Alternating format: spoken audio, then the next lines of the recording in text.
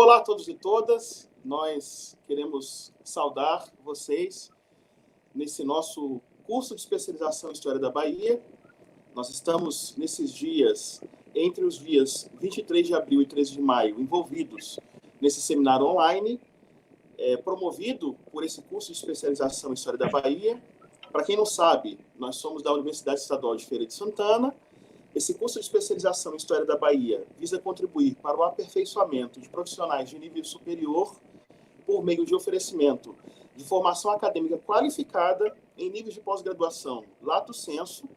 O público-alvo desse curso, do nosso curso de especialização, são os profissionais na área de História, que tenham licenciatura ou bacharelado, ou em outros ramos do conhecimento, especialmente aqueles com atuação na rede de ensino da educação básica, e que tem interesse em aprofundar a sua formação acadêmica, seja na perspectiva da qualificação de sua prática docente, ou seja, continuando seus estudos acadêmicos, estudando, assim, no âmbito da pós-graduação stricto sensu. Logo, a lato sensu, a nossa especialização, visa facilitar esse caminho, esse percurso até a especialização stricto sensu. Em particular, esse seminário online foi decidido pelo colegiado do curso de especialização em História da Bahia, e o tema do nosso seminário, o tema geral, é História da Bahia, avanços e desafios dos últimos 20 anos, e nós queremos discutir a produção historiográfica baiana das últimas 2 décadas, com especial atenção para os avanços alcançados e desafios surgidos durante esse período, pensando, em particular, no crescimento substancial da produção historiográfica na Bahia e sobre a Bahia. E também queremos dar atenção à emergência entre a comunidade de historiadores de reflexões relacionadas ao ensino de História. O meu nome é professor Brian Kibuka, eu sou professor de História Antiga e Medieval da Universidade Estadual de Feira de Santana, sou professor da especialização, sou parte da comissão que organiza esse seminário, também sou membro do colegiado da especialização e quero, mais uma vez, dar as boas-vindas a todos e todas vocês que estão nos acompanhando nessa live. Sejam todos e todas muito bem-vindos, muito bem-vindas. Nós convidamos para esse nosso encontro, para essa nossa mesa de hoje, nós convidamos o professor Ricardo dos Santos Batista. O professor Ricardo dos Santos Batista, ele tem graduação em História pela Universidade do Estado da Bahia, e fez o seu mestrado e o seu doutorado em História pela Universidade Federal da Bahia. Ele realizou o estágio pós-doutoral em História de Ciências e da Saúde, no programa de pós-graduação em História de Ciências e da Saúde da Fiocruz, entre 2017 e 2018. Atualmente, ele cursa o pós-doutorado na Faculdade de Medicina Preventiva da Universidade de São Paulo, é autor do livro Mulheres Livres, uma história sobre prostituição, sífilis, relações de gênero e de sexualidade, publicado pela editora da Universidade Federal da Bahia em 2014. Ele também é autor da obra Sífilis e Reforma da Saúde da Bahia, ou na Bahia, entre 1920 e 1945. Esse livro foi publicado pela editora da UNEB em 2017, e é conhecido por organizar coletâneas relacionadas à história e saúde, como, por exemplo, História e Saúde, Políticas, Assistência, Doenças e Instituições da Bahia. A pesquisa dele é sobre relações entre Brasil e Estados Unidos, com ênfase nas trocas realizadas no campo da saúde internacional, e ele é professor permanente no programa de pós-graduação em História da Universidade do Estado da Bahia, Campus 2 em Alagoinhas. Então, queremos dar as boas-vindas para o doutor Ricardo dos Santos Batista e já dar a ele a palavra para que ele possa fazer a sua apresentação do seu trabalho. E queremos agradecer, doutor Ricardo, pela sua participação, pela aceitação do nosso convite. Você é muito bem-vindo entre nós. Boa noite a todas e todos que estão nos assistindo. Boa noite, professor Brian. Eu quero agradecer primeiro, inicialmente, o convite, dizer que é um prazer imenso poder estar aqui com vocês e poder compartilhar, né, um pouco de uma discussão que me é muito cara e sobre a qual eu tenho me dedicado nos últimos anos. Então, eu agradeço sinceramente pelo convite, tá? É um prazer. Eu vou pedir, então, para a projeção do meu slide, e eu vou começar a fala, mas eu quero começar com o slide.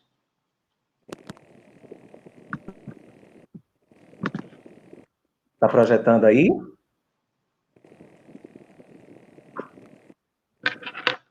Correto. Então, está projetando aí? Está projetando. Ok. Então, pessoal, mais uma vez, boa noite. Eu acho que esse seminário da pós-graduação em História da Bahia da UFES, ele é muito importante, né, para que a gente possa acompanhar e pensar, né, os diversos campos da historiografia da Bahia, né, e como é que esses campos eles têm se comportado. Então, eu acho que é muito relevante a iniciativa e quero agradecer a todos e a todas que estão na organização. A minha fala, ela se chama História da Saúde e das Epidemias na Bahia, que é o nome da mesa, Avanços e Desafios nos últimos 20 anos. Eu gostaria de começar pensando um pouco na constituição da história da saúde enquanto um campo de conhecimento, né? O que é que a gente concebe como história da saúde, né? Quais são as obras e quais são referenciais que puderam possibilitar que essa história da saúde ocorresse, né? Ou, enfim, se tornasse um campo consistente como é hoje. Eu começo com isso porque quando eu comecei a estudar, quando eu me interessei pela história da saúde, né, especialmente pela sífilis, que foi ainda durante a graduação, muitas pessoas questionavam ou perguntavam, né, mas o que exatamente? Quando eu dizia, não, eu estudo a sífilis, e aí as pessoas ficavam meio, né, assim, isso há muitos anos atrás, aí, então as pessoas ficavam meio assim, e ainda hoje, a história da saúde não é um campo que é de conhecimento de todos os historiadores, ou me parece um campo comum.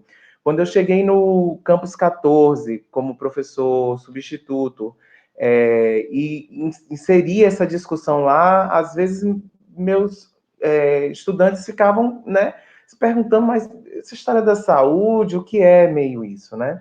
Então, a gente tem que a constituição do campo ela se dá com a contribuição do movimento dos análises. Né? O movimento dos análises, lá a partir de 1929, tem uma importância significativa, né? Porque todos nós sabemos da abertura do campo, da abertura das fontes, né? Das possibilidades de fontes. Né? E já em 1924, o Mark Bloch analisou a crença do poder da cura da doença conhecida como escrófula por meio do toque real, que foi difundida na França e na Inglaterra da Idade Média ao século XVIII. Né? Então, assim, a primeira geração dos análises ela vai ter uma importância significativa para a abertura do campo, mas é a terceira geração dos análises que vai, de fato, com as contribuições do Jacques Le Goff, né, ampliar ou conseguir mostrar que existe uma história, que é uma história da saúde, que é uma história da doença. Né? Ele vai se voltar especialmente para a questão da doença, e aí no slide vocês veem a obra clássica dele, que se chama As Doenças Têm História. Né? Então, a reflexão que o Le Goff vai fazer mostra para os historiadores que a doença ela não é um fenômeno somente biológico, ela é um fenômeno social.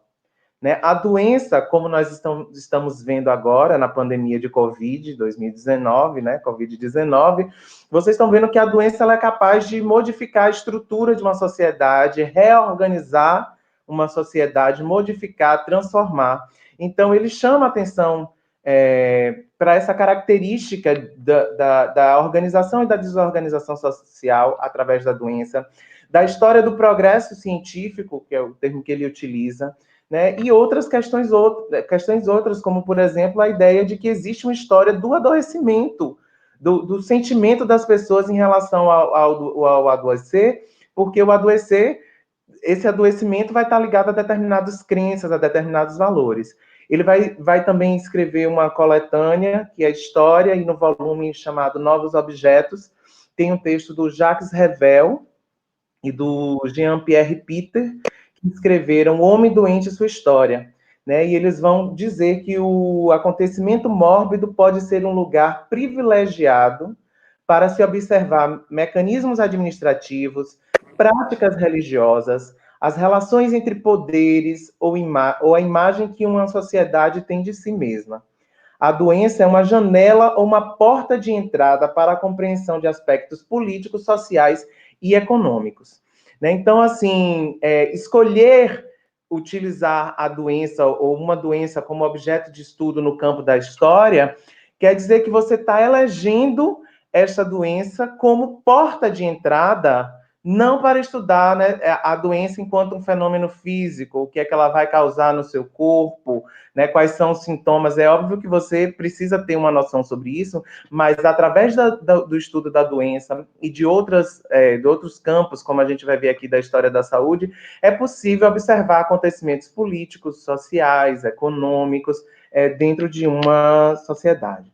No Brasil, nós temos hoje diferentes perspectivas de história da saúde. Eu elenquei aqui pelo menos 3 que são bem recorrentes, né? Uma delas é a história da medicina, que se configura, né, especialmente pelo estudo das práticas e das instituições médicas e das tecnologias de saúde.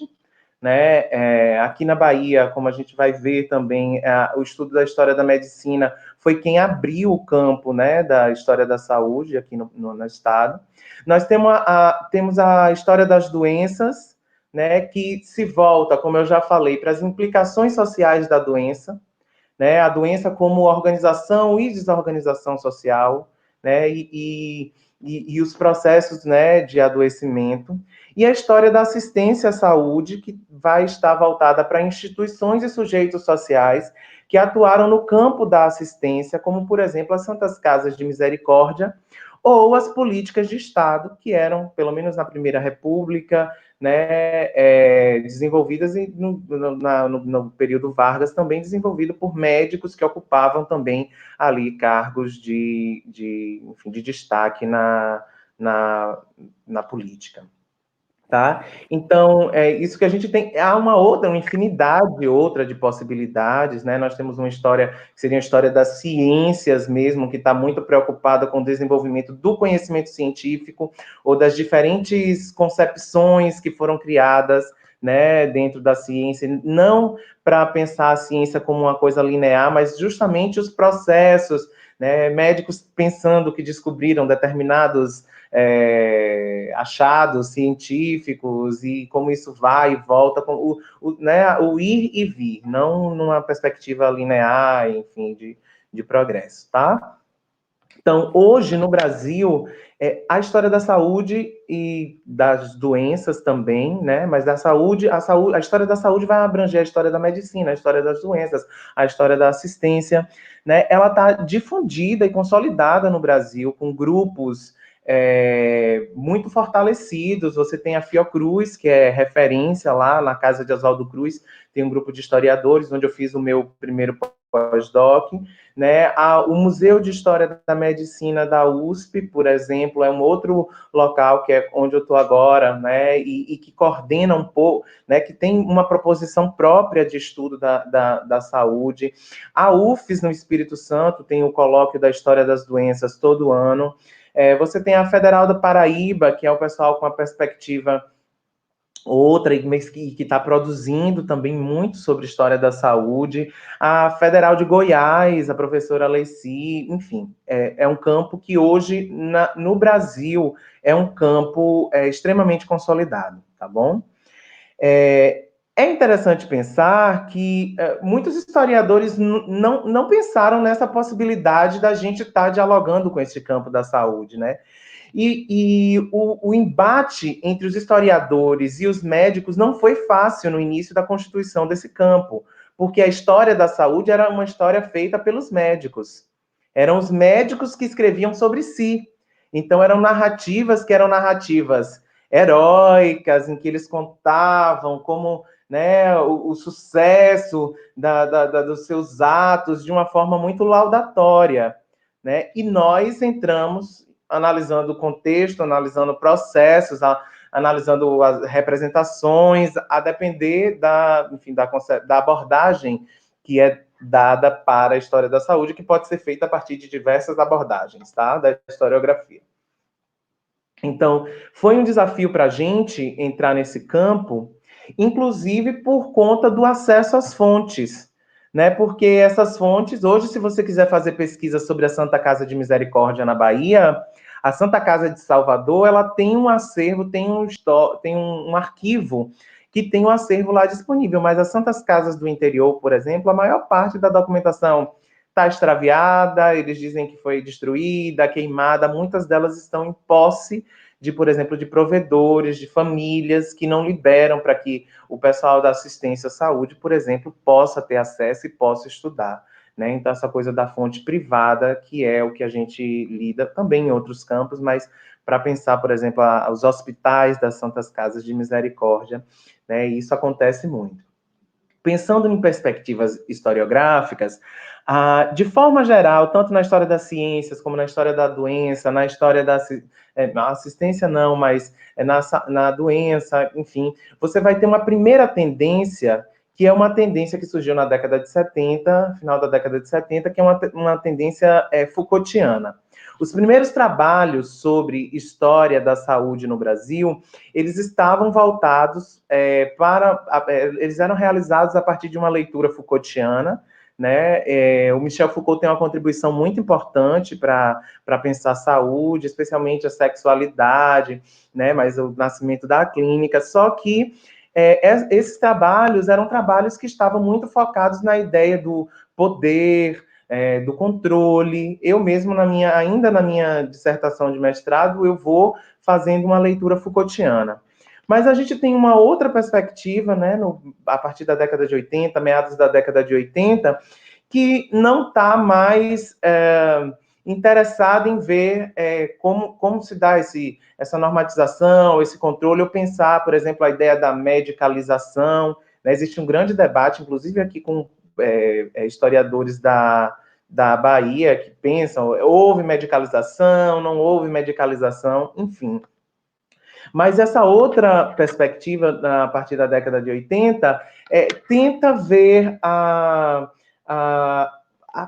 compreensão das relações sociais de uma forma mais ampla, né? E perceber quais são os intermeios, né, que estão aí. Então, uma relação do Estado com a sociedade, das crenças e outros aspectos que, por exemplo, a lente Foucaultiana não dava conta de observar, tá bom? Então, na década de 80, a gente tem um pouco dessa mudança.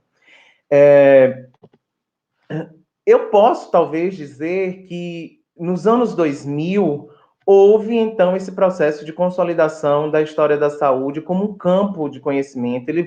Você tem pioneiros aí de longa data, o trabalho, por exemplo, do professor Cláudio Bertolli Filho, sobre a tuberculose em São Paulo,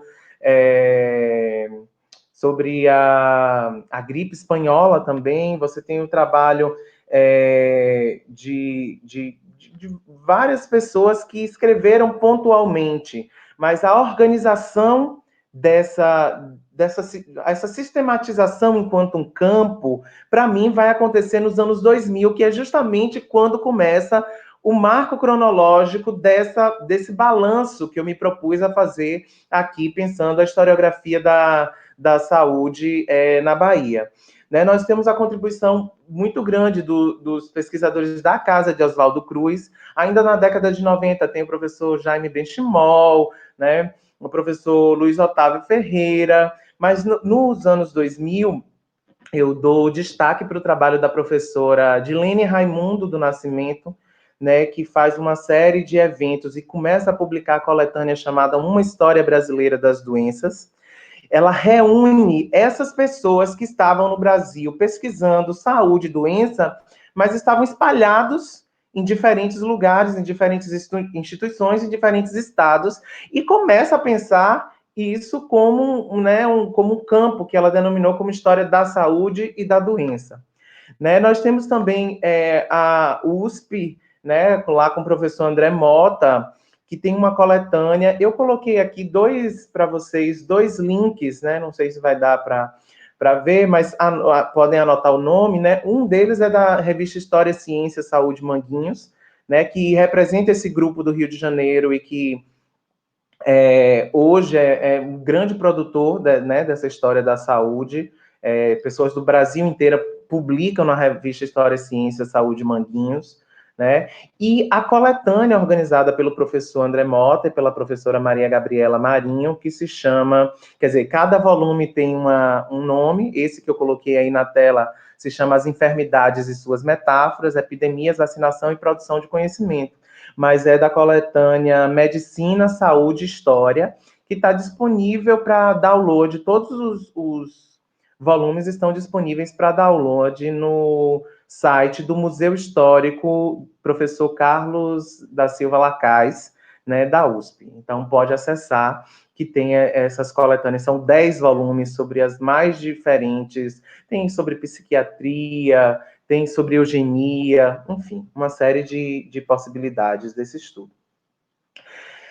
Então, entrando nos anos 2000 e pensando a historiografia da Bahia, né, quer dizer, antes de entrar no 2000, eu preciso fazer aqui abrir um parêntese, mostrando que, embora não esteja no recorte cronológico do balanço historiográfico, o professor Nildo Reis Davi, né, da UFES, ele é um pioneiro entre nós, quando ele escreveu O Inimigo Invisível, Epidemia na Bahia, no século XIX. Ele, inclusive, se aproxima nessa obra daquilo que a gente percebe como campo da história da saúde hoje, né? Ele não usa, inclusive, um referencial, né, pensando assim, teórico no início, porque, inclusive, essa produção vai ser construída muito nos anos 2000, ou ele não se assume como um historiador do campo da saúde, pelo menos no prefácio, né? Foi um trabalho produzido na na Universidade Federal da Bahia, mas ele faz um trabalho de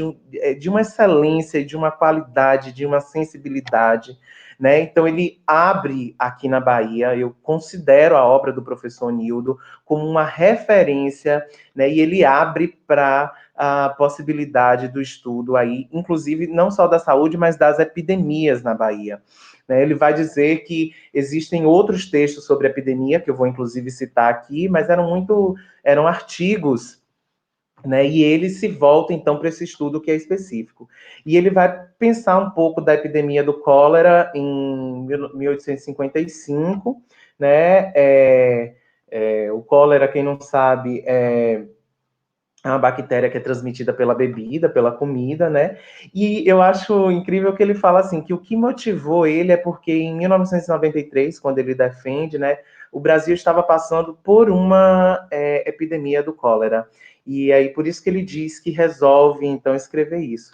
E ele vai focar, essencialmente, né, em questões como as especulações da medicina sobre o tratamento, né, os transtornos na economia baiana que vão ser causadas por conta da epidemia do cólera, né, questões culturais, como, por exemplo, o abandono dos ritos fúnebres, as incessantes rezas, né, ele entra pelo universo né, das práticas culturais que são importantes. Eu tenho que dizer para vocês que estudar saúde, estudar doença, faz com que a gente, inclusive, tenha uma importância, porque muitas vezes, das vezes as pessoas não entendiam, quando conversavam comigo, a importância que se tinha estudar a saúde, né? E hoje, no meio de uma pandemia, que a gente não esperava que fosse acontecer, a gente tem, assim, de uma forma muito intensa, essa importância dessa historiografia, porque através dessa historiografia, né, a gente consegue compreender a experiência de outros indivíduos no passado, né? E podemos também nos localizar, né, dentro disso. Então, quando começou a epidemia de Covid, eu vi que os casos começaram a crescer e que ia virar uma pandemia, né? Uma pandemia quando toma todo o globo, porque uma epidemia é um aumento de números de casos num lugar específico, a pandemia ela vai simultaneamente se desenvolver em muitos lugares.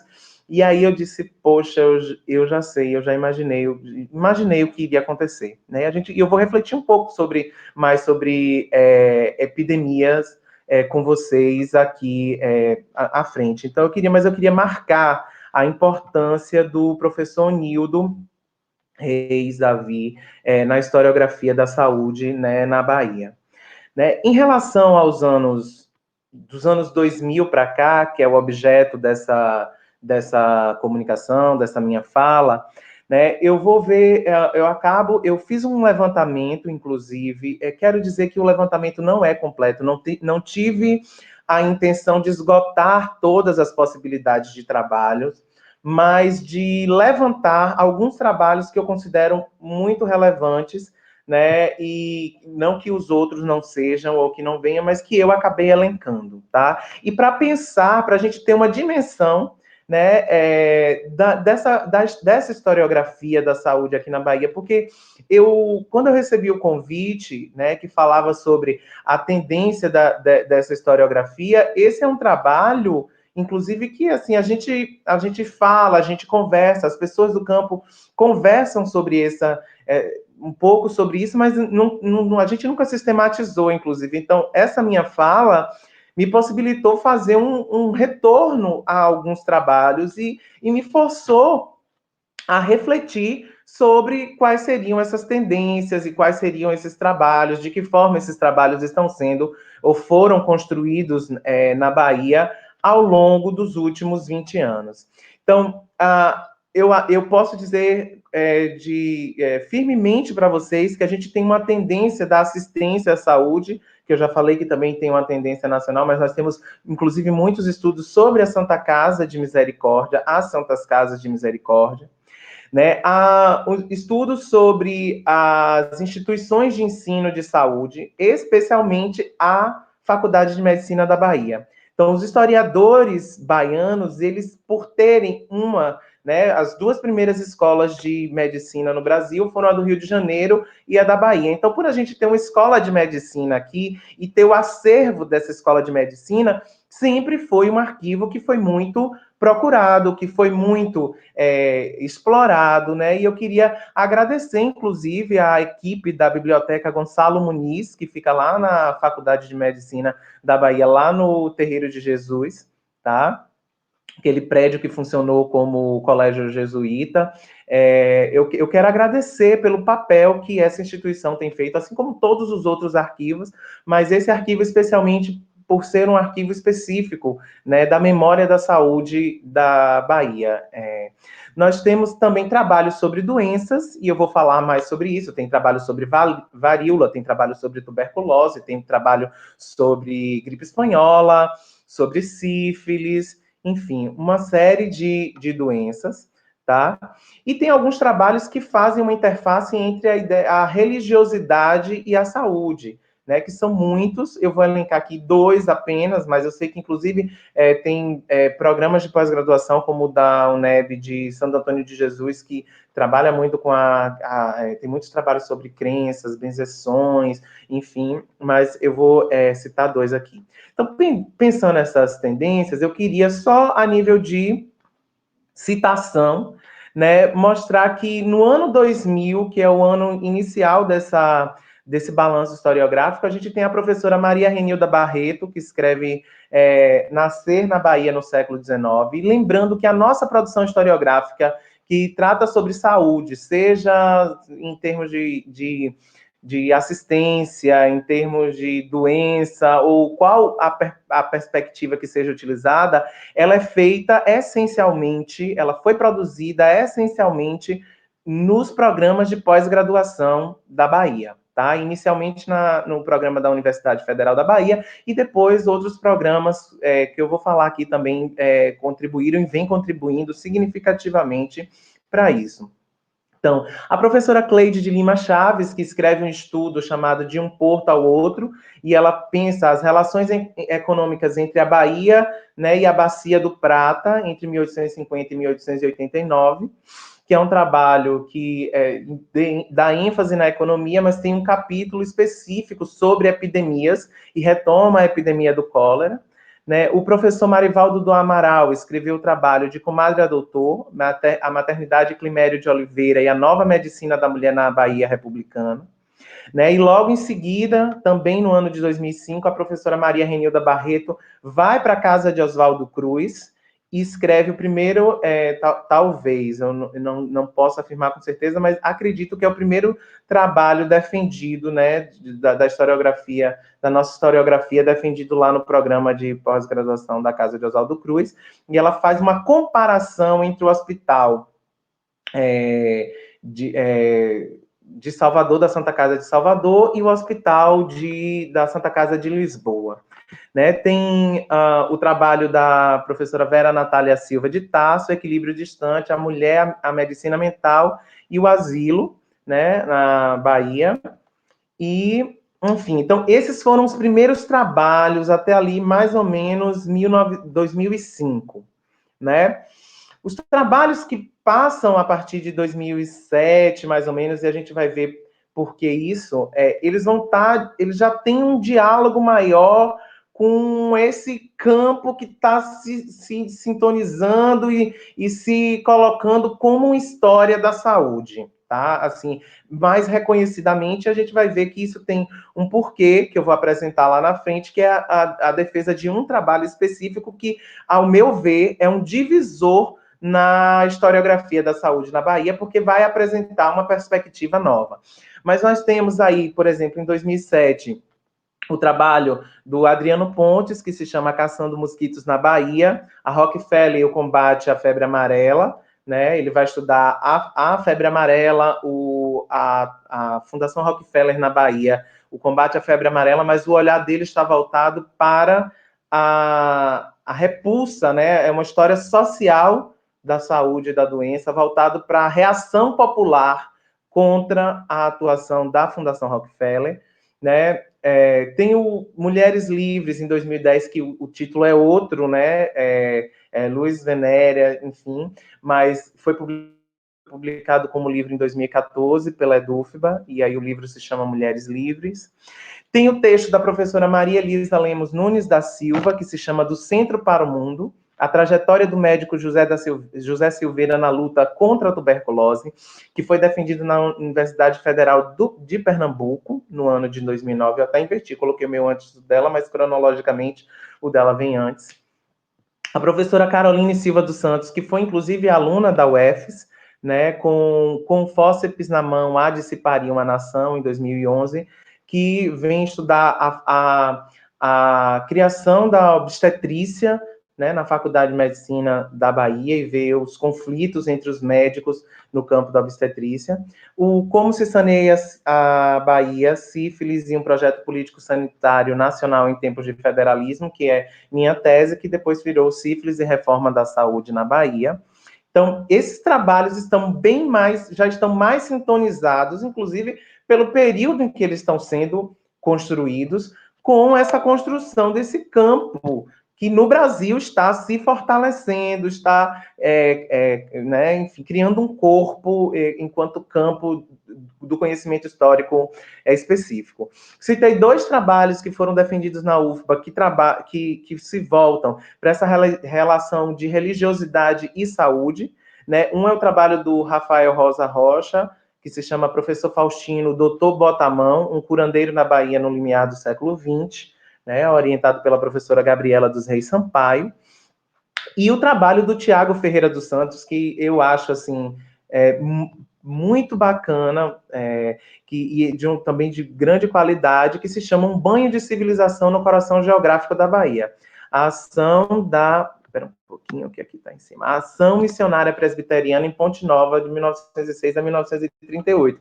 Ele tem um capítulo específico sobre o hospital Grace Memorial Hospital, que é lá né, que era a antiga Ponte Nova, hoje se chama Wagner, na Chapada Diamantina, quando você não tinha nenhuma outra instituição de saúde, né, e o hospital era financiado pelos presbiterianos, eles tinham helicóptero, enfim, é uma história muito, muito interessante, tá? E por fim, gente, dentro ainda desse momento que eu me propus a fazer, nós temos alguns trabalhos que foram defendidos no programa de História, Ensino, Filosofia e História das Ciências, que é uma parceria entre a UFES e a UFBA, tá? E aí a gente tem o trabalho Caridade, Política e Saúde, o Hospital São João de Deus e a Santa Casa de Misericórdia de Cachoeira, na Bahia, que é do professor doutor João Batista de Cerqueira, que é professor de medicina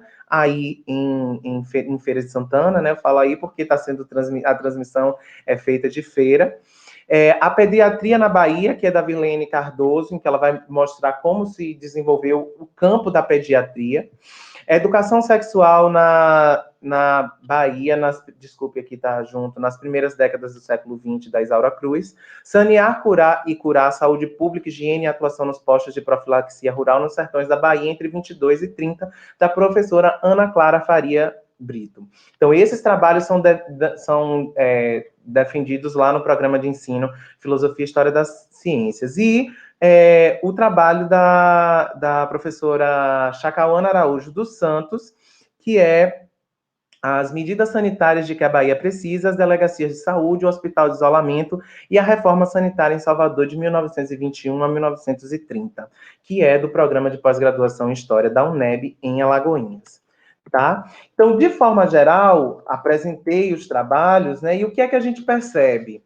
Que as primeiras contribuições, é óbvio que tem outros trabalhos, né? Como eu disse, eu não quero esgotar aqui todas as possibilidades, mas as primeiras contribuições, elas vieram da Universidade Federal da Bahia, né? Com o auxílio, principalmente com a orientação da professora Lina Maria Brandão de Aras e da professora Lígia Bellini, né, que foi minha orientadora, que são duas professoras que têm uma sensibilidade para com essas temáticas que envolvem saúde, medicina, corpo. Então, o programa de pós-graduação da UFBA, ele teve um papel fundamental nesses estudos. Né? Depois nós temos, que inclusive foi onde eu me formei, onde eu fiz mestrado e doutorado. Né? Depois a gente tem o programa de ensino em filosofia e história das ciências, que já assume a história da saúde, seja na assistência, seja na história da saúde e das doenças, já assume isso como um campo específico, né? E se coloca como uma historiografia da saúde, né? Que é o mesmo que acontece também com o trabalho da professora Chacauana, que fez o mestrado dela na UFES. Então, tendo esse mapeamento geral desses trabalhos, ou conhecendo mais sobre o que é que se escreve, ou quem escreveu, como, né, se deu essa construção do campo da historiografia da saúde na Bahia, nós vamos entrar, então, no que, né, na segunda parte do título da mesa, que é a história da saúde e das epidemias. Então, a epidemia, ela é definida como uma manifestação em uma coletividade ou região de um grupo de casos de uma enfermidade que excede claramente a incidência prevista. Né? Nós temos os trabalhos antes de 2000 sobre epidemia, eu já citei aqui o professor Nildo Reis, mas tem a professora Kátia Matoso, o Joildo Lopes Ataíde, a Ana Maria Amélia Nascimento, que fizeram trabalhos muito sobre o século, focados no século XIX. Né? É bom também ressaltar isso. Então, esses são os trabalhos antes de 2000, até o ano 2000. O marco divisor que eu anunciei antes e eu não trouxe para vocês, e que eu acho que é uma ruptura significativa na história da saúde na Bahia, e especialmente no trabalho sobre história das epidemias, é o trabalho da professora Cristiane Maria Cruz de Souza, chamado A Gripe Espanhola na Bahia, Saúde, Política e Medicina em Tempos de Epidemia. Ricardo, por que é que você considera o trabalho da professora Cristiane Maria Cruz de Souza como um trabalho que rompe, né, o que modifica, né, essa historiografia da Bahia? Né? Ela vai para a casa de Oswaldo Cruz, né, e ela não só faz o trabalho dela lá, como ela traz e ela difunde esse trabalho aqui na Bahia. Né? Isso é uma coisa muito importante. Né? Segundo, ela vai acessar um referencial teórico, que é um referencial teórico específico do campo da saúde, né, que eu vou falar agora. E é a primeira vez que, dos trabalhos que eu conheço, é o primeiro trabalho que vai fazer essa ligação direta com o campo da saúde e da doença na Bahia, tá? E qual é essa ligação que ela faz? Ela vai trazer as reflexões e vai fazer a análise dela pautada num trabalho de um historiador norte-americano chamado Charles Rosenberg, né? Se chama Framing Disease, o trabalho dela. E, Ricardo, o que é que esse historiador vai dizer? O que eu vou falar a partir de agora, qualquer semelhança com o que a gente está vivendo hoje, não é coincidência, tá bom? O Charles Rosenberg, ele cria uma teoria de que as doenças, as epidemias, elas são disseminadas como se fosse uma peça. Uma peça mesmo de teatro. Ele vê uma repetição, ele analisou, né, epidemias, ou quando ele se volta para as epidemias no passado, ele percebe que existe uma repetição de determinados padrões, e ele diz que a epidemia vai se desenvolver como em atos de uma peça de teatro. E quais são esses atos que o Charles Rosenberg traz? Né? O primeiro desses atos é que a admissão de que uma epidemia só ocorre quando se torna inevitável. Ou seja, que em todas, ou na maior parte das epidemias, eu quero dizer uma coisa também, eu falei todas, mas ele não diz todas. Mesmo mostrando esse padrão de repetição, o Charles Rosenberg enfatiza que cada sociedade vai responder de uma forma diferente às epidemias, tá? Ele não é uma pessoa determinista ou que acha que esse padrão é uma coisa fixa e que vai acontecer. Ele traz esses elementos que ele observa, né? Mas ele diz que a reação no campo da política, da social, das crenças, dos valores, são diferentes a partir de cada contexto histórico. Então, o primeiro ato, né, que ele coloca é a admissão de que a epidemia só ocorre quando ela se torna inevitável. E quando é que isso ocorre? Quando você tem um número de mortes que extrapola o comum. Então, ele vai dizer assim, que a maior parte das sociedades luta para acreditar que a epidemia que a gente não está vivendo uma epidemia. Então, vão surgir alguns discursos, como nós podemos observar hoje, de que não é uma epidemia, de que é uma gripezinha, de que vai passar, né? Quando estiver no meio do caos, quando você tiver as pessoas morrendo, que não tiver mais lugar para enterrar, então a sociedade reconhece, não só os políticos, mas as pessoas que acreditam nisso, vão reconhecer e podem esperar que isso vai acontecer aqui no Brasil com a epidemia da Covid-19, eu não tenho sombra de dúvidas. Quando a gente tiver com um número enorme de mortes, vai chegar um momento que vai precisar reconhecer que a epidemia existe. Né? Depois disso, a segunda etapa é um processo de aceitação da epidemia e de criação de uma base explicativa para ela.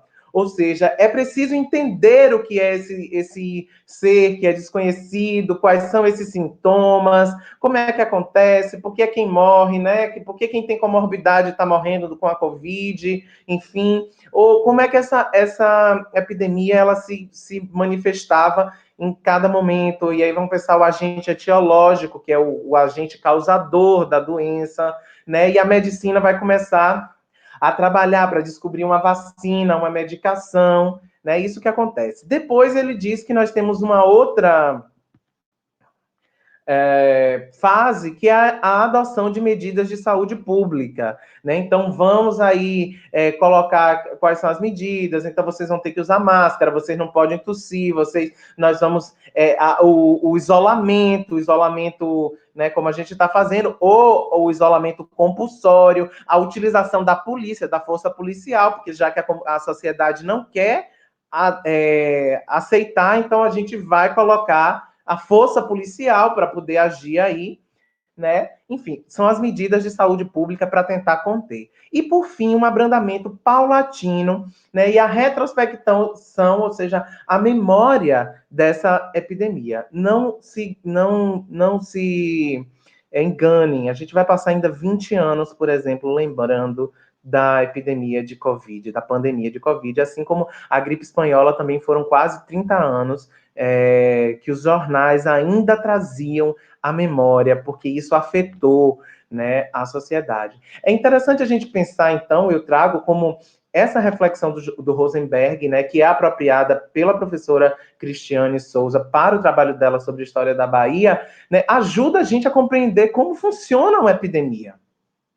Né? A gente entende como funciona a epidemia, a gente consegue imaginar, né, não é um trabalho de evidência, mas a gente consegue se situar dentro de uma epidemia, embora a gente não tenha vivido a gripe espanhola, né, conhecer a gripe espanhola é importantíssimo para que a gente possa se posicionar criticamente dentro do que a gente vive hoje, tá?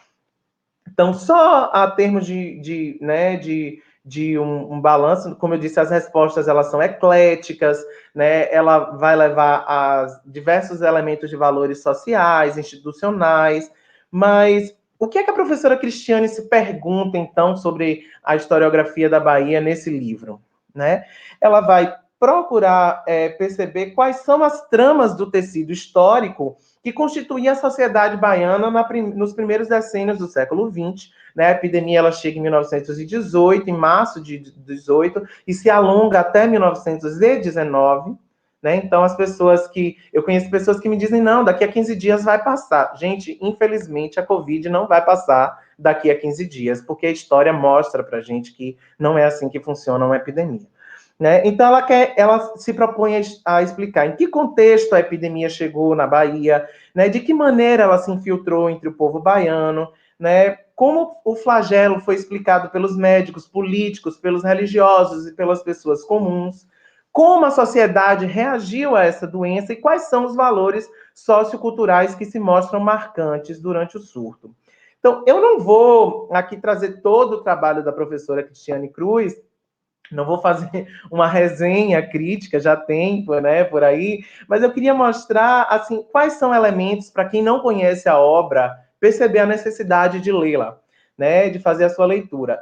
Por exemplo, no primeiro capítulo, ela vai fazer um mapeamento das condições de saúde e higiene, de Salvador, ela vai mostrar o Porto de Salvador como um canal para a entrada de epidemias, que já tinha sido para a febre amarela, que foi para a peste bubônica, né? As condições de saúde da população, os altos aluguéis, né? O projeto de urbanização de Ceabra, mas, em paralelo, os grandes problemas sanitários que a gente tinha, a dificuldade na vida dos trabalhadores, né, e das instituições, e ela faz o mapeamento da construção de uma estrutura de aparato sanitário, que vai se constituir desde 1897, mais ou menos. Tá? E vai mostrar quais eram as instituições de saúde que nós tínhamos, o Hospital Couto Maia, Santa Casa de Misericórdia, né? Vai trazer que o Couto Maia abria e fechava em períodos de epidemia, né? Enfim, e ela mapeia isso. Depois ela vai para as disputas políticas que são reveladas pela doença, porque você vai ter, nós não tínhamos internet, não tínhamos computador, não tínhamos televisão, mas nós tínhamos a imprensa.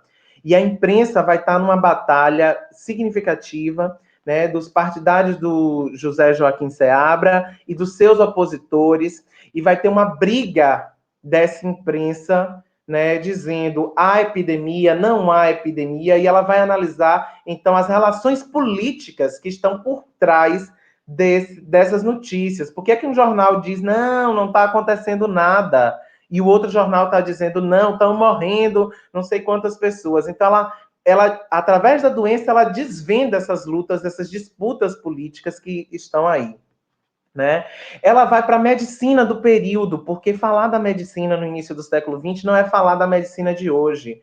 No momento em que ela está estudando aí, em 1918, 1919, nós temos dois paradigmas da medicina.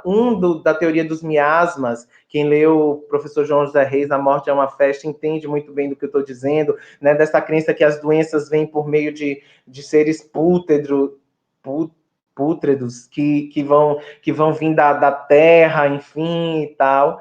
E uma cisão aí, ou uma continuidade, uma modificação na realidade, isso também tem uma discussão historiográfica sobre isso, que é o paradigma da bacteriologia, que é quando a gente tem a ida do Oswaldo Cruz, especialmente para a Europa, estuda no Instituto Pasteur, e volta pensando nessa medicina do micróbio, do microscópio, né? Então ela vai mostrar como é que a Faculdade de Medicina da Bahia se posicionava dentro desse debate, né? Então, tinha os que defendiam uma perspectiva, os que defendiam outra, e médicos como o professor Pacífico Pereira, por exemplo, que dizia, é influenza, porque a gripe espanhola, que é chamada de espanhola, precisa se frisar, ela não é espanhola, porque ela não surgiu na Espanha, não há comprovação de que ela surgiu na Espanha, né? Ela vem com um navio, né, por pessoas que estiveram na Primeira Guerra Mundial, mas há uma especulação de que pode ter sido, inclusive, nos Estados Unidos, que começou, né? E ela é a H1N1 que a gente toma vacina todo ano para poder, né, enfim, não gripar, mas que veio com uma virulência muito forte aí no 1918, tá bom?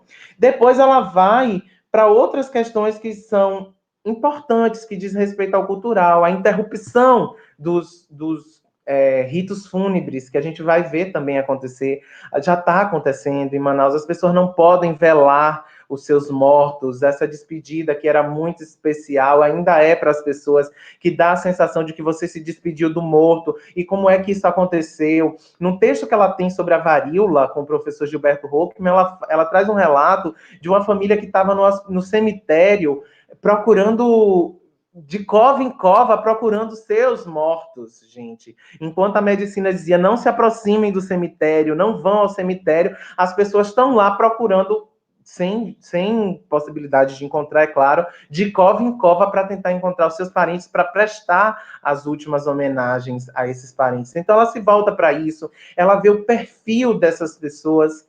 Então ela vai, né, ela faz que a gente poderia chamar de uma história social da doença, aí mapeando e vendo que as pessoas mais atingidas, né, foram presidiários, proletários, né, das fábricas, né, mas principalmente as pessoas que moravam em asilos e fábricas, né, e ela vai para o processo de ação, quais são as medidas que são tomadas. Então você tem o isolamento, você tem, né, ela fala sobre a subnotificação e vai mostrar por que as mulheres morriam mais, inclusive, porque elas estavam na rua, como mostra muito bem o professor Alberto Heráclito Ferreira Filho, eram essas mulheres que estavam na rua vendendo quitute, que estavam mais expostas ao vírus, tá?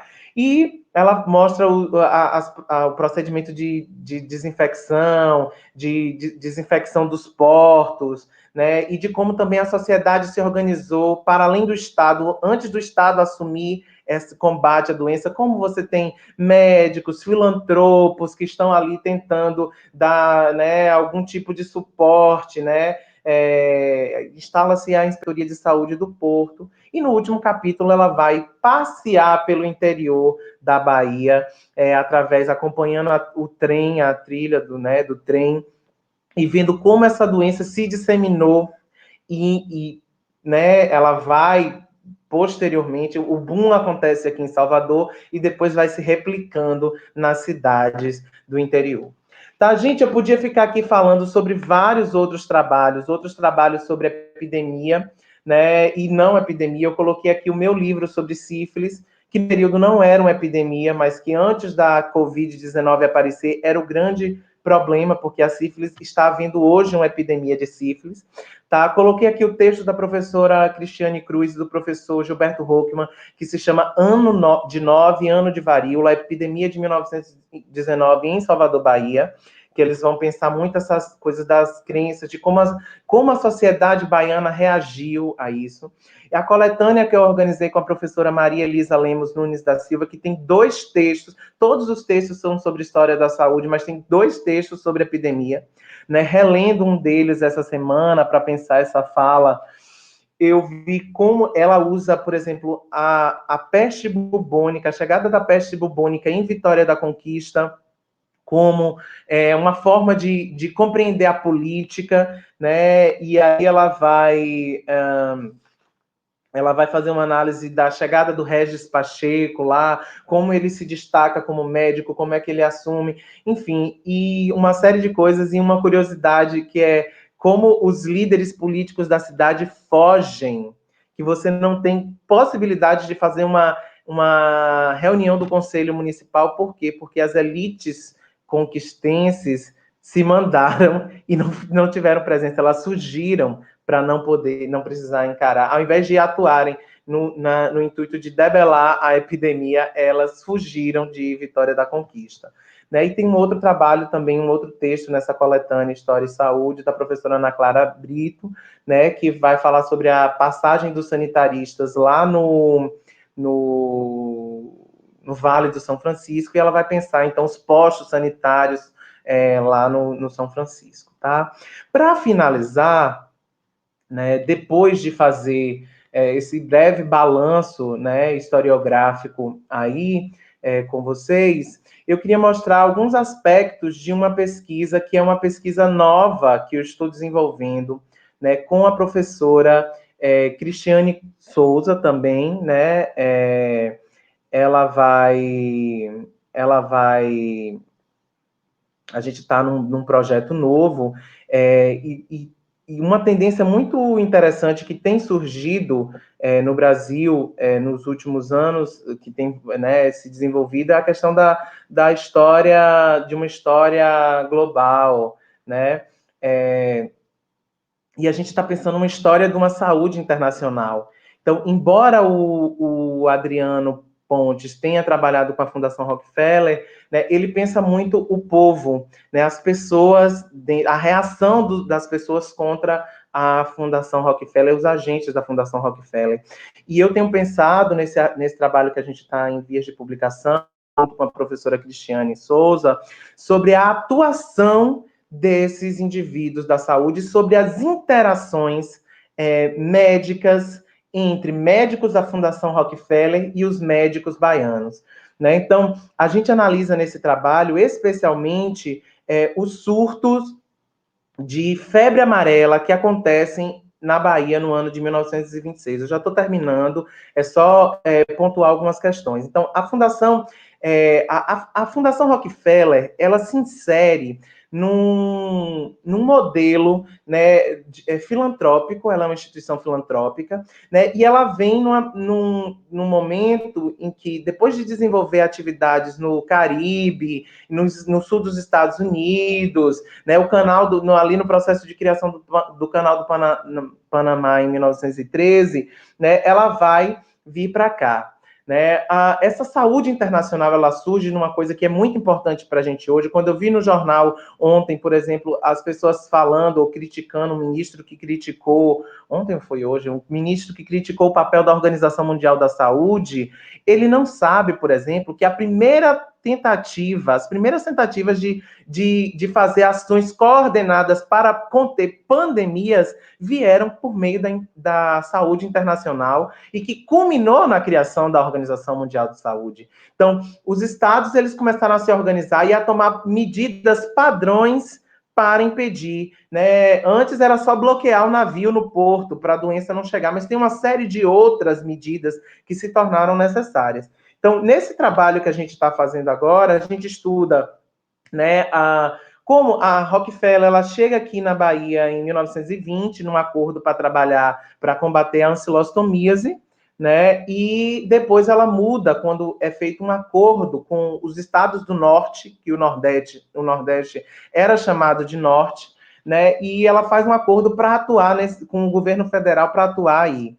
Né? Nós já tínhamos uma estrutura aqui, como eu estou mostrando para vocês, né, depois é criado esse prédio da Comissão Sanitária Federal no estado da Bahia, mas nós já tínhamos o serviço de profilaxia contra a febre amarela e a gente já atuava de forma independente, né? Com a Faculdade de Medicina, muitos médicos, esses médicos aí, né, interessados. E a faculdade, os médicos da Faculdade de Medicina, eles também pedem a ajuda da Fundação Rockefeller para atuar dentro da Faculdade de Medicina, né, auxiliando com a criação de laboratórios, enfim, todo um processo.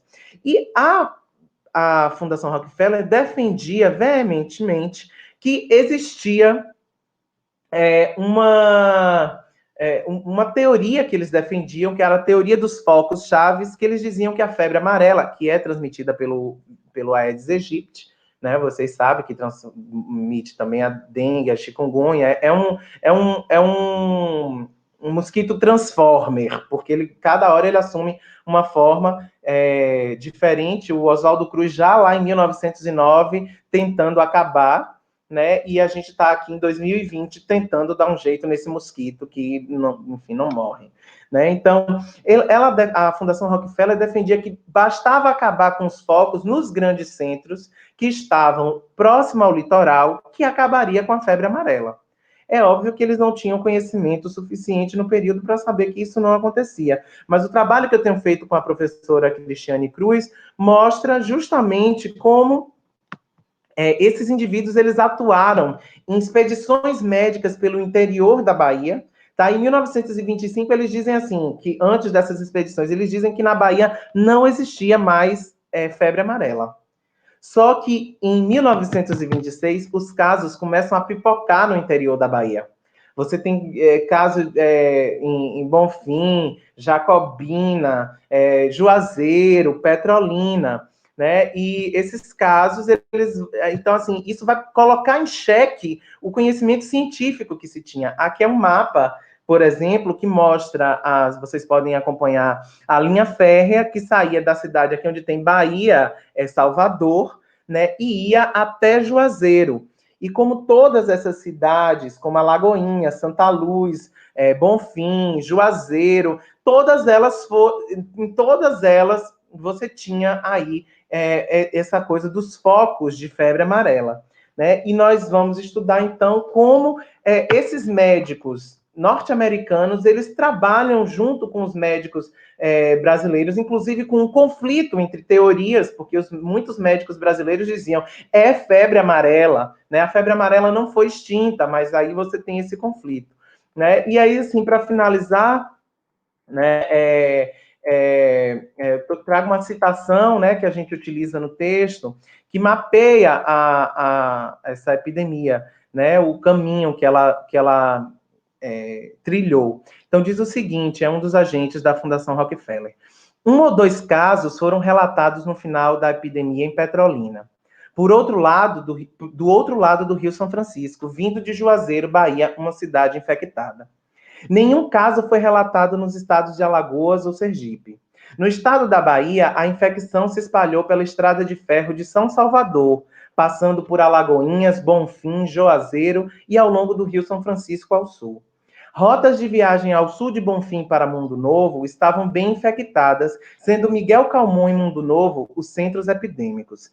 Este último foi relatado como um foco endêmico de infecção desde 1922. Se isso for verdade, é um centro populacional maior do que o que foi registrado, ou pode ser um aglomerado de cidades que forma uma unidade endêmica como a de Juazeiro, no Ceará. Esses médicos da Rockefeller e daqui da Bahia também vão para Juazeiro e depois vão até Petrolina. Né? E ele diz o seguinte no relatório médico: o senhor doutor Pacífico da Luz, que pela primeira sintomatologia apresentada em 2 doentes seus, suspeitou de febre amarela, o fez cientificamente bem. Né? Ele reconhece que o médico brasileiro conseguiu diagnosticar bem. Né? Dúvidas não podiam existir sobre o seu significado, segundo o que me relatou.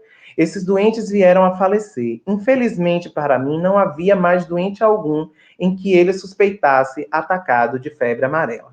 E o último trecho é quando ele admite, então, que era febre amarela.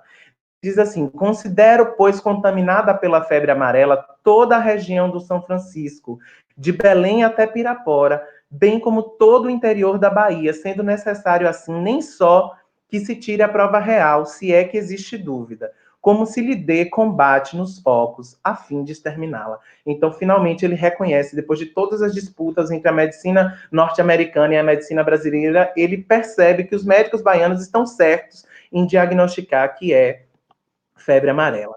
Né? E depois de mostrar tudo isso para vocês, gente, qual é a pequena consideração final a qual eu chego sobre a área? Eu acho que a gente caminhou bastante aqui na Bahia. a gente tem um estudo sobre diferentes temas, tá? A gente tem diferentes perspectivas aí, né? A gente avançou e a gente conseguiu pesquisadores que hoje se reconhecem como pesquisadores da história da saúde, da história da doença, da história da assistência à saúde. Isso é uma conquista para a gente aqui. Tem um simpósio que, inclusive, na próxima Ampul vai estar, coordenado por mim, pela professora Cristiane Souza, que é um simpósio sobre assistência à saúde. Nas últimas 5 Ampuls estaduais, esse grupo está aí, enquanto eu, inclusive, estava no meu processo, né, de formação, esse grupo está, né, articulando isso dentro dos encontros da Ampul. Em relação aos desafios, eu acho que a gente ainda tem muito por onde expandir. Então, diálogo com outras abordagens, saúde e história do trabalho, seja o trabalho escravizado ou trabalho proletário, saúde e trajetórias, que eu estou estudando agora, diferentes doenças, gente, tem um campo aberto, tem o tracoma, né, tem a varíola, outros aspectos da varíola, tem, enfim, uma infinidade de outras doenças que impactaram a sociedade de forma diferente e que podem ainda ser exploradas. Acho que a gente pode lançar novos olhares, é uma outra questão. E acho que o ponto 3 e 4 que eu coloco aí é muito importante. Eu acho que é necessário que haja um reconhecimento do campo da historiografia da saúde na Bahia diante de toda essa produção que eu apresentei para vocês, né? E da circulação dos nossos textos. Porque, assim, por exemplo, muitos, não vou generalizar, mas muitos dos nossos colegas de Bahia trabalham Bahia, por exemplo, e não usam o texto clássico da professora Cristiane Cruz sobre a gripe espanhola, ou não utilizam a historiografia dentro dos cursos de história, não utilizam, trabalhando em Brasil ou trabalhando em Bahia, os textos que são textos sobre história da saúde, historiografia da saúde, né, e que fazem com que muitos dos nossos estudantes não conheçam o campo, né, ou que esse campo seja um campo ainda estranho, um campo, mas o que é mesmo que essas pessoas estão fazendo, né? Então, eu acho que esses são os nossos desafios para os próximos anos. Nós temos uma produção bibliográfica que está muito vasta, a professora Cristiane produzindo muito, a professora Cleide de Lima Chaves, todos esses pesquisadores que eu apresentei, que eu trouxe aqui para vocês, né? A maior parte deles continua em atividade. Então, de forma geral, eu acho que este é o nosso desafio, é inserir a história da saúde nos cursos de graduação, porque muitos profissionais infelizmente ainda não utilizam isso e o campo ainda talvez não tenha sido reconhecido, né, pelos estudantes, por exemplo, que não pensam esse como um campo de possibilidade, por exemplo, de estudos, tá bom? Eu quero, então, finalizar aqui, agradecer imensamente, desculpem se eu me alonguei, mas eu acabei me empolgando, mas agradecer por essa oportunidade de estabelecer esse diálogo com vocês, tá? Com todos e com todas. Então, muito obrigado. É isso. Bom, nós queremos agradecer ao doutor Ricardo dos Santos Batista pela sua participação, pela sua fala tão relevante. Eu quero destacar naquilo que pudemos ouvir, que nós tivemos boas contribuições nessa nossa abordagem, nessa nossa trajetória em torno desse campo de investigação. O professor doutor Ricardo começou falando da história da saúde como um campo de conhecimento, falou sobre o surgimento do campo, desde a primeira geração da Escola dos Análises até a terceira geração, deu destaque a essa terceira geração, ao Jacques Le Goff, destacou Foucault, desde a década de 1980, e mostrou, em seguida, como, a partir dos anos 2000, no Brasil, a história da saúde se tornou um campo em expansão. Em seguida, ele destacou, já indo para o particular da Bahia, que do pioneirismo do professor Onildo Reis, com sua dissertação defendida na Universidade Federal da Bahia, Inimigo Invisível, a epidemia do cólera na Bahia, entre 1855 e 1856. Ele destacou também, esse texto foi defendido em 93, o livro é de 96. Ele destacou A partir de 2005, a contribuição de vários professores e pesquisadores baianos, como, por exemplo, Cleide Lima Chaves, Maria Barreto, Vera Natália Silva, Adriano Pontes, Maria Helena Nunes da Silva, Caroline Silva Santos, destacou Rafael Rosa Rocha, falando dessa inter-relação entre o campo de história da saúde e a questão da religião, falou de Tiago dos Santos, mostrou a importância dessa interação entre história das ciências e o campo de história da saúde como campo de conhecimento, falando dessa pesquisa, nessa dobradinha UFBA e UFES, destacou Ana Clara Faria, Chacauana Araújo dos Santos, mostrou a epidemia e o conceito de epidemia, e mostrou a importância da pesquisa da professora doutora Cristiane Maria Cruz de Souza, que pesquisou gripe espanhola e deu uma contribuição significativa, adotando como referencial teórico a pesquisa Fleming's Disease, de Charles Rosenberg e Janet Golden. Vimos ele destacando também a sífilis, um dos seus campos de investigação, na sua história de pesquisa, do Dr. Ricardo, mostrou a sua pesquisa em parceria com a doutora Cristiane, tratando de história da saúde internacional, nessa perspectiva mais global, e destacou essa pesquisa sobre febre amarela e mostrou os desafios desse campo de investigação. Portanto, nós estamos aqui não apenas dentro do campo desse nosso evento, mas também conseguimos colocar o tema central do evento dentro de uma perspectiva um pouco mais ampla. Então, isso dá uma possibilidade de entender esse campo como um campo fértil. Com certeza, muitos se sentirão estimulados a desenvolverem pesquisas nesse campo, especialmente nós que somos de uma especialização em História da Bahia e que temos alunos que têm esse desejo de migrarem da especialização lato sensu para a especialização stricto sensu, certamente se sentirão estimulados pela contribuição do Dr. Ricardo. A prova disso é que nós temos algumas perguntas que eu vou direcionar. Eu vou fazer as perguntas, eu tenho, por enquanto, 8 perguntas, eu vou fazer uma a uma, porque assim, eu acho que, sendo 8, dá para fazer essa interação um pouco mais, com um pouco mais de cuidado para cada uma das perguntas. Então, a primeira questão, ela foi feita por Joab Silva Santos, a quem nós agradecemos a participação, e ele pergunta: professor, qual bibliografia é recomendada para estudar sobre as epidemias que assolaram Salvador em 1850? Kátia Matoso chega a fazer referência à cólera em Salvador, mas não desenvolve. Eu só quero relembrar que o próprio professor destacou a contribuição da pesquisa do Dr. Onildo Reis, está disponível para ser adquirida. Ela é uma publicação da UFBA, de 96. O nome do livro é O Inimigo Invisível, Epidemia na Bahia no século XIX. Foi citado pelo professor, por isso que eu estou aqui repetindo. Então, passo a palavra para o senhor. Eu acho, Joab, que a principal referência, como o professor Brian falou, é o trabalho do professor Nildo. Por quê? O professor Nildo, inclusive, ele faz esse estudo específico justamente porque ele leu a professora Kátia Matoso, o Ataíde, a Ana Amélia Nascimento, e aí ele percebe que existe essa lacuna, né, e que está aí. Então, eu acho que para pensar o século XIX, tem que se voltar para os primeiros, para os pioneiros, que são a professora Kátia Matoso, um pouco, enfim, desculpem, a Ana Amélia Nascimento e o professor Onildo. Mas aí a gente tem outras epidemias para além do cólera, que mereceriam ser estudadas em profundidade, por exemplo, a febre amarela, né, as epidemias de febre amarela no século XIX.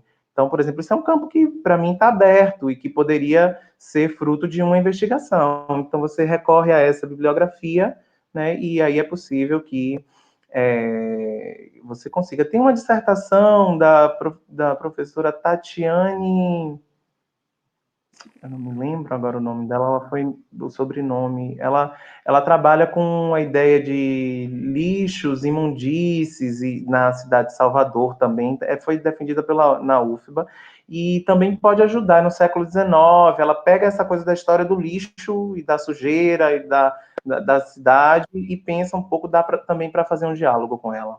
Tatiane Coelho. Ok. Vamos para a próxima pergunta. A Luciana dos Reis Câmara, que nós agradecemos também a participação, ela pergunta: é estranho essas epidemias acontecerem de 100 em 100 anos? 100 em 100 anos. O que vocês acham? Bem, eu já vi, gente, eu recebo as coisas mais, enfim, diversas que vocês podem imaginar. Então, quando você pega, existe um pouco dessa criação no imaginário das pessoas, né? Por exemplo, o texto da professora Cristiane Souza e do professor Gilberto Rockman, chamado Ano de 9, Ano de Varíola, é porque, por exemplo, em 1909 a gente teve uma epidemia de varíola. Aí, em 1919, a gente teve uma outra epidemia de varíola também. Então, ela pega um trecho do jornal que tem lá, e aí ele fala ano de 9, ano de varíola, e eles intitulam o texto a partir disso. Mas, assim, não, para mim é uma coincidência. Porque de onde é que vem? De onde é que vem as epidemias, gente? As epidemias são fruto da nossa interação com o meio ambiente.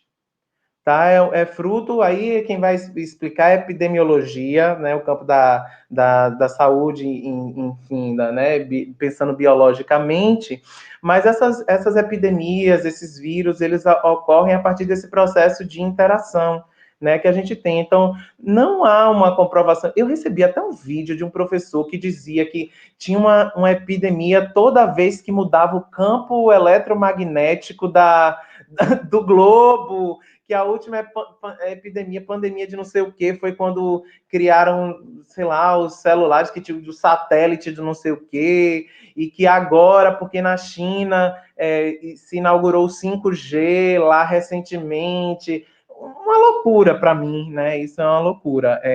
A ciência explica muito bem que as epidemias ocorrem por conta dessa coisa da interação, né, entre nós e os animais. Tem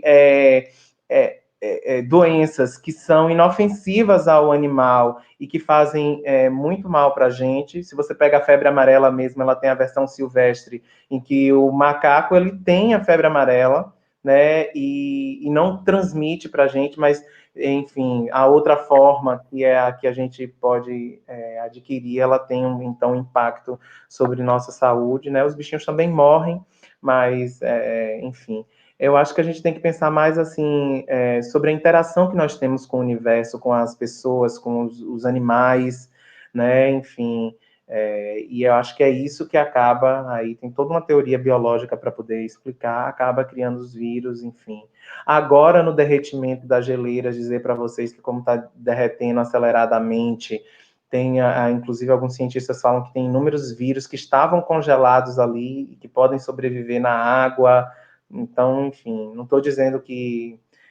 tudo bem que o clima do planeta aquece, muda a temperatura periodicamente, mas essa aceleração que nós estamos dando para essa mudança dessa temperatura também vai ter uma implicação aí. Eu acho que a maior dificuldade que as pessoas têm é porque, assim, nós não vivemos uma epidemia. Eu não vivi, eu me lembro quer dizer, de uma epidemia de febre amarela na minha infância, que teve uma vacinação, me lembro, mas ninguém viveu algo como a pandemia de Covid hoje. Então, é muito difícil para as pessoas lidar com isso sem, por exemplo, conhecer a experiência histórica. Ok, muito obrigado, doutor. Nós recebemos várias perguntas, agora nós já temos no total 15 perguntas. Então eu vou fazer as perguntas de forma um pouco mais rápida. O Robson Barbosa Fonseca, ele pergunta: gostaria de saber sobre o impacto das diversas doenças no sertão baiano ao longo da história. Sobre o quê? Sertão baiano. As doenças no sertão baiano? Impacto das doenças no sertão baiano. Mas dentro aqui na historiografia da Bahia, a professora Cleide de Lima Chaves é quem tem desenvolvido bastante essa coisa, a partir, inclusive, de Vitória da Conquista, tá? Ela fala sobre a peste bubônica nesse trabalho. Opa, desculpa.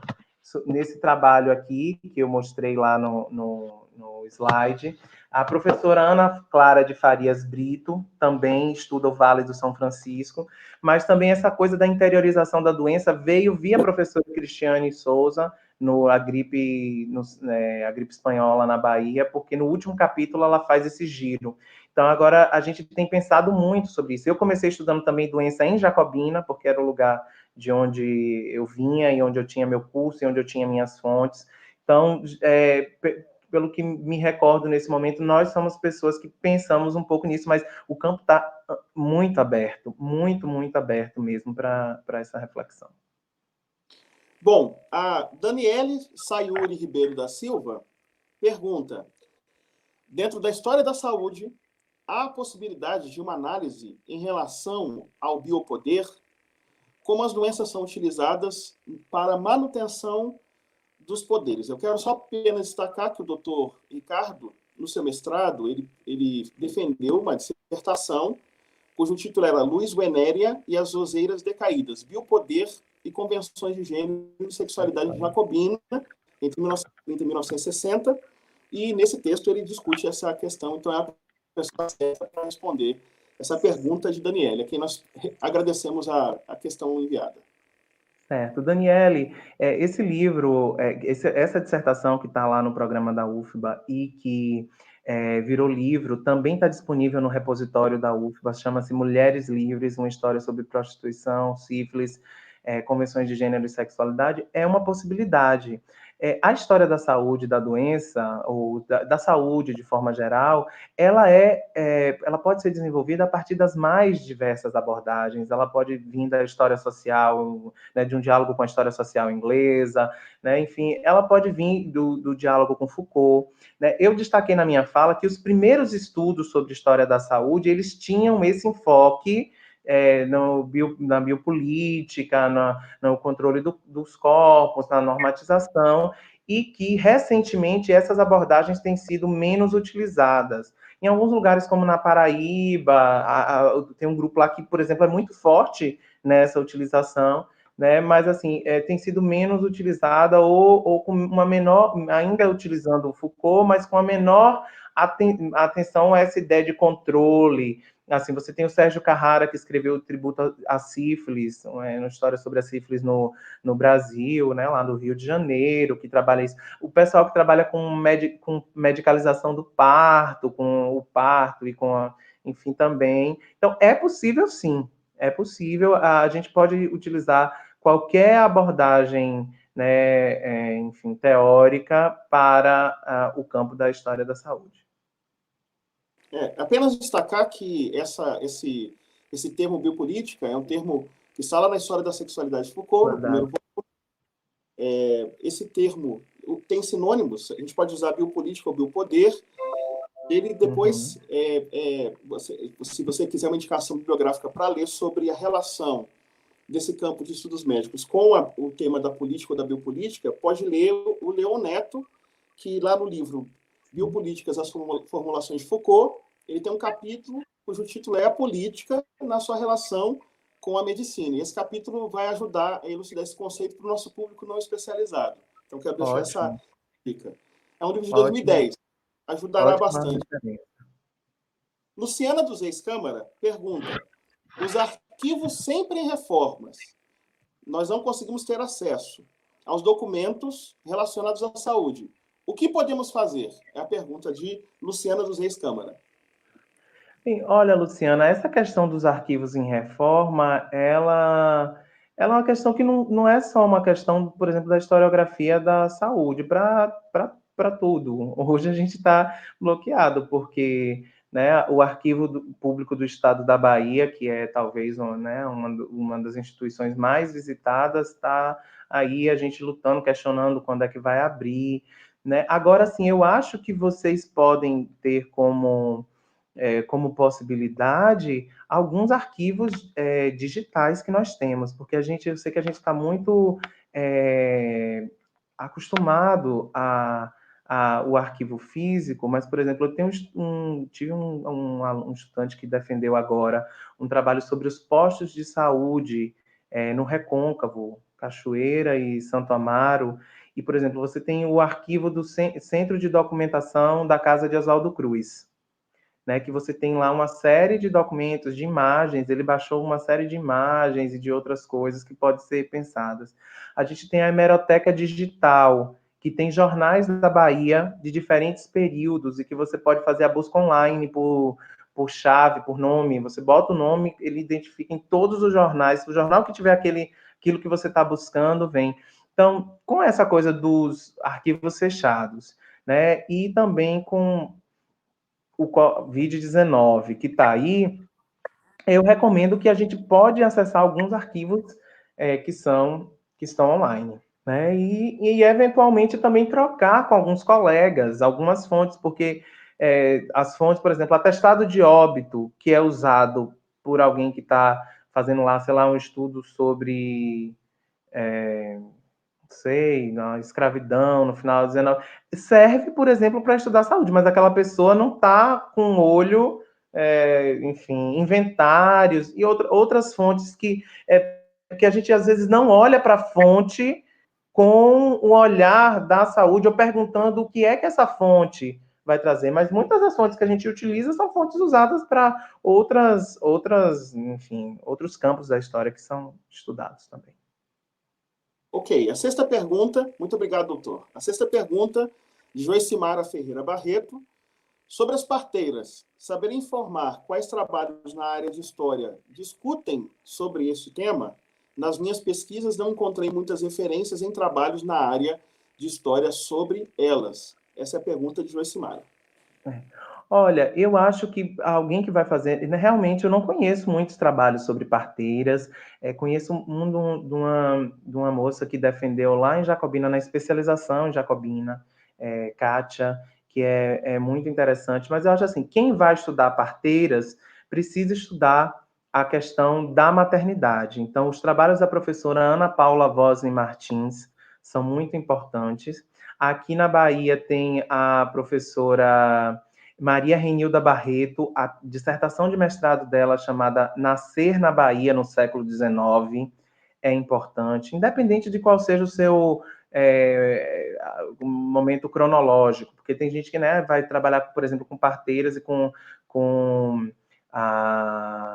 história oral, por exemplo, com mulheres que foram parteiras que ainda estão vivas, mas assim, esses trabalhos são referenciais. O trabalho da Caroline dos Santos Silva também, né, para entender como era que se dava a maternidade no início do século, a dificuldade que se tinha, inclusive, para formar, porque as parteiras eram formadas no início do século pela Faculdade de Medicina, e eram tantas exigências, as parteiras precisavam falar, inclusive, francês. Então, vocês imaginem quantas parteiras a faculdade conseguiu formar, né? Então, assim, tem uma coisa sobre a maternidade, e aí eu indico Ana Paula Vosni Martins, indico a professora Maria Renilda Barreto, os trabalhos dela, dá uma olhadinha no Lattes, e indico também a professora Caroline dos Santos Silva, que publicou a dissertação dela como livro também pela editora Apris, que se chama Com Fórceps na Mão, há de se parir uma nação. E aí eu acho que isso abre janelas para você pensar o seu objeto, independente de que venha a ser num período posterior, não há problema. Ok. O Pedro Alberto Cruz de Souza Gomes pergunta: uma questão recorrente no contexto da Covid-19 é sobre os impactos psicológicos que ela está causando. Em relação à historiografia, existe algum estudo nesse sentido? Discorra um pouco sobre o tema. Não, que eu conheça, não, a gente não tem estudos, porque assim, é difícil fazer um estudo sobre o impacto psicológico dentro de uma perspectiva historiográfica. Eu teria que ter, por exemplo, algo como diários de uma pessoa que viveu uma pandemia, para ver o que era que essa pessoa estava passando, quais eram, né, as questões que atormentavam a cabeça dessa pessoa, que preocupavam essa pessoa. Geralmente, os estudos sobre pandemia na historiografia, eles estão ligados a elementos culturais que também estão relacionados a isso. Eu conversava com um amigo meu da enfermagem ontem à noite ainda sobre isso, né? Que são os elementos culturais, então, que está ligado às crenças. Quais são as crenças e quais são os valores que são defendidos por determinada sociedade em determinado tempo? Né? Se você pega lá o professor João José Reis, quando ele vai estudar a semiterada, quer dizer, ele vai remontar toda uma ideia da crença, né, sobre a morte, que a gente nasce, que a gente vem do pó e volta ao pó, e aí por isso, então, assim, a criação do cemitério vai transtornar as pessoas, né, porque todo mundo queria ser enterrado na igreja. Então, eu acho que os estudos que eu conheço sobre epidemias falam sobre isso. Quem informa muito são os jornais, porque os jornais vão dizer quais são as dificuldades, o que é que essa população está reclamando, e que cada população vai reclamar por uma coisa diferente, depende do contexto e do que está acontecendo. Então, assim, um estudo psicológico mesmo não, mas estudos que estão dentro do campo da cultura, dos valores, das crenças de cada população em cada contexto, isso você encontra recorrentemente, de forma recorrente, em trabalhos sobre epidemias. Obrigado, doutor. A próxima pergunta, ela é de Maiara Rayane Marques Vitória. Boa noite, parabéns pela exposição. Gostaria de uma indicação bibliográfica sobre assistência da Santa Casa no período da gripe espanhola. E ela agradece a você. Grata. Tá, bibliografia. No período da gripe espanhola, bem, a professora Cristiane, ela toca um pouco nisso, mas o que eu recomendaria talvez não é uma bibliografia, mas é o arquivo da Santa Casa de Misericórdia da Bahia, que está disponível aqui na Pupileira e que tem documentos desse período. Eu acessei alguns, não que diziam relativo a doença em si, porque eu analisei algumas atas para pensar a instituição. Mas porque o que é que acontece? O que a gente tem sobre a Santa Casa da Bahia, que é a de Salvador, é muito mais voltada para o século XIX, né? E aí com a professora Renilda e outros professores que estudaram. Então, pensar talvez isso, você precisaria ir para os livros que foram consultados pela professora Cristiane Cruz também, mas ir para talvez encontrar, ver o que é que se encontra sobre os registros de óbito, de entrada e saída do Hospital da Santa Casa. Eu acho que esse pode ser um caminho. Não tem uma bibliografia. Sobre a gripe espanhola, quem escreve na Bahia é a professora Cristiane Souza. Então, todos os aspectos da gripe espanhola você vai encontrar em diálogo com ela. É a referência que eu tenho. Mas talvez pensar se você encontra os livros de registro de entrada e saída da Santa Casa, né? E pensar se, para além disso, há outras possibilidades, aí talvez te dá margem para pensar um estudo específico sobre a ação da Santa Casa ou não, enfim, alguma coisa assim. Bom, a nova pergunta de Gabriela Grilo de Almeida Cordeiro é: quais trabalhos desenvolvidos a partir da década de 80, 1980, para a história da saúde tratam do impacto da sífilis para a sociedade baiana, principalmente para as amas de leite e para o julgamento do que ela chama de leite impuro? Bem, olha, o trabalho, alguns trabalhos sobre o século XIX, eu não sou especialista, né? Assim, por exemplo, sobre outras temporalidades, mas assim, você tem o trabalho que eu conheço e que faz muito a relação da sífilis com um todo, inclusive com a eugenia, não mais com a ama de leite, é o trabalho da professora Nélia de Santana, que defendeu em 1996 na Faculdade de Medicina da Bahia, que ela pega 1900 até 1940, então já é um período pós-abolição. Eu não conheço trabalho específico que vá discutir, por exemplo, a sífilis, eu acho que isso não tem. Assim, porque a sífilis, ela pode aparecer esporadicamente, mas o que acontece é que ela se torna um problema, ela volta a ser um problema de saúde pública, né, no final do século XIX. A professora, então, na Bahia, eu não me recordo exatamente, alguém pode fazer alguma menção. Em São Paulo, por exemplo, você tem um trabalho sobre prostituição da professora Margarete Rago, que é Os Prazeres da Noite, e que vai trazer um pouco dessa discussão, porque é sobre prostituição E aí você vai ter sempre a prostituição junto com a sífilis, né? Essa discussão de prostituição e sífilis junto. Então você pega o trabalho da professora Margarete Rago sobre o século XIX, né? Então você vai encontrar um pouco dessa coisa mais para São Paulo. Se você pega Meretrizes e Doutores da professora Magali Engel, você também vai encontrar para o Rio de Janeiro, mas para a Bahia não tem. Eu, quando comecei a fazer um trabalho sobre sífilis, para encontrar mesmo coisas sobre sífilis, a única referência que eu tive, posso desconhecer as outras, mas na Bahia, a única referência que eu tinha sobre sífilis é o capítulo, que é um capítulo do trabalho da professora Nélia de Santana, que trabalha com a sífilis, aí ela vai pensar sífilis, degeneração da raça, porque no final do 19, na virada do 19 para o 20, a sífilis volta a ser uma preocupação muito grande por conta da ideia de degeneração, né? E vem também essa coisa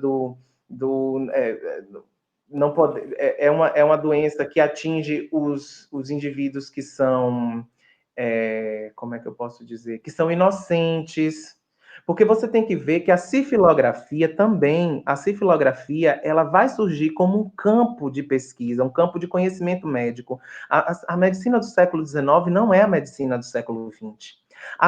A sifilografia vai se tornar um campo de especialidade médica em 1879, com a reforma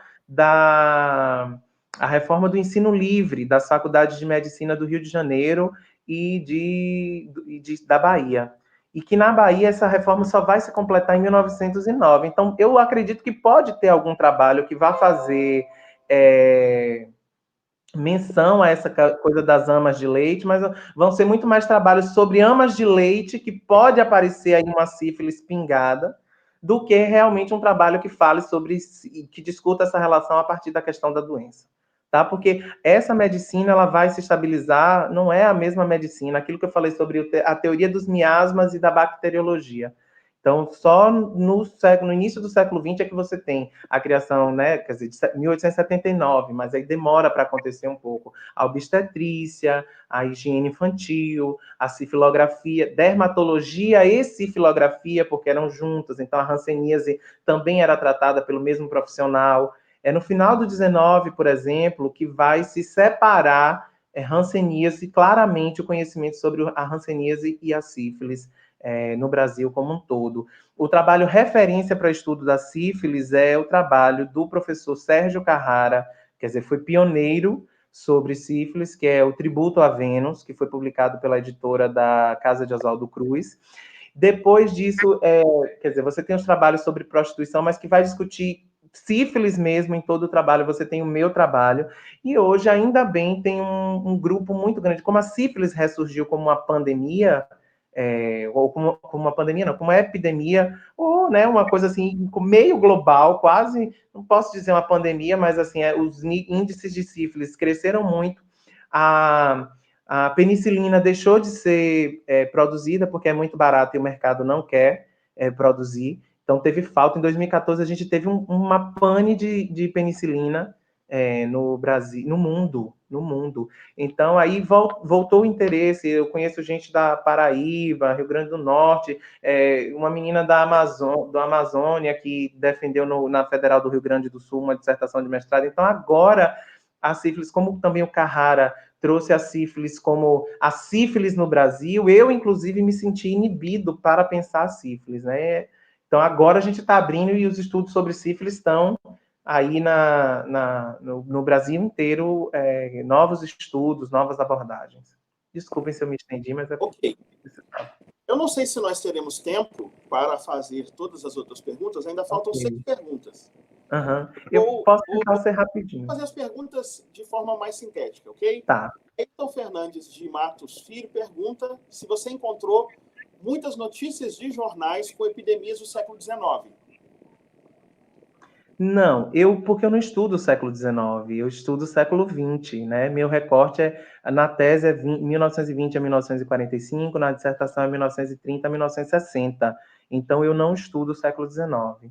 Mas certamente encontra-se essas notícias de jornal, claramente se encontra. A Graça Viviane Pereira, Santos Pereira, pergunta: o que falar da epidemia de meningite da década de 70?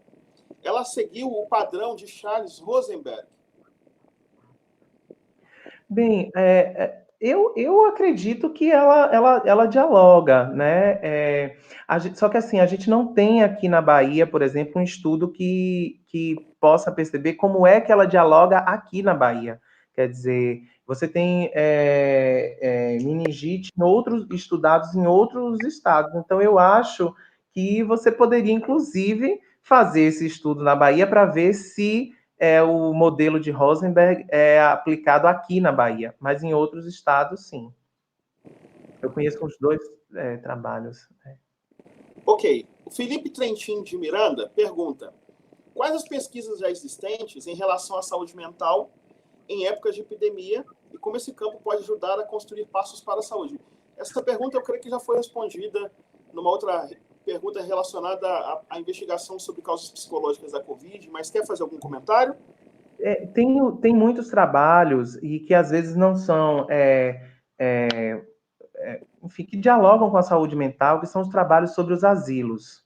Né? Você tem aqui o São João de Deus, aqui na Bahia, tem um trabalho da professora Venétia Durango, uma tese de doutorado, tá?